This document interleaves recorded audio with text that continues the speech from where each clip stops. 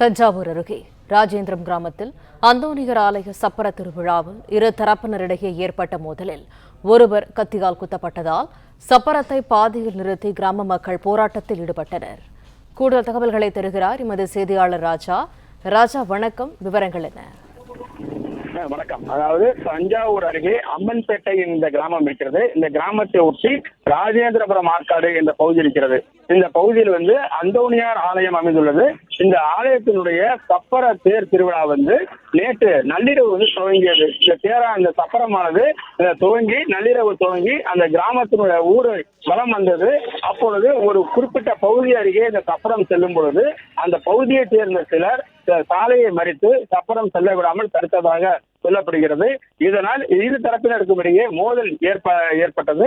இந்த மோதலின் காரணமாக ஒரு தரப்பினர், அதாவது சாலையை மறித்து சப்பரம் செல்லவிடாமல் தடுத்த ஒரு தரப்பினர் ஸ்டாலின் என்பவரை கத்தியால் குத்தியுள்ளனர். இதில் அவர் படுகாயமடைந்து தஞ்சை மருத்துவக் கல்லூரி மருத்துவமனையில் சிகிச்சை பெற்று வருகிறார். இந்த நிலையில் இதனால் மற்ற அந்த சப்பரம் எடுத்து வந்த அந்த ஒரு தரப்பினர் சப்பரத்தை எடுத்து செல்லாமல் பாதியிலே நிறுத்திவிட்டு போராட்டத்தில் ஈடுபட்டனர். தகவல் அறிந்து திருவையாறு காவல் துணை கண்காணிப்பாளர் மற்றும் காவலர்கள் பேச்சுவார்த்தை நடத்தி அந்த யார் தாக்கியவர்களோ அவர்களை கைது செய்வோம் என உறுதியளித்ததை அடுத்து சப்பரத்தை அவர்கள் எடுத்து சப்பரம் மீண்டும் புறப்பட்டு சென்றது. இதனால் அந்த பகுதியில் ஒரு பரபரப்பான சூழல் ஏற்பட்டிருக்கிறது.